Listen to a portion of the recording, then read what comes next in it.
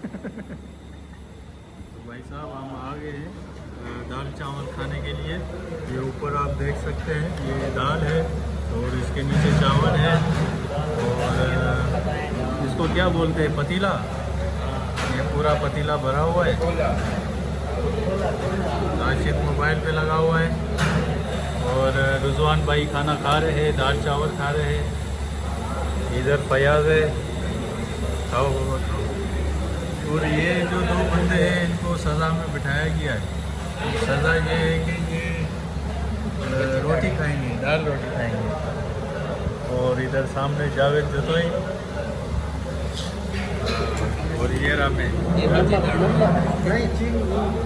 इनकी ज़मानत हो गई है। अभी इनको रोटी मिलेगी, फिर ये रोटी खाएंगे।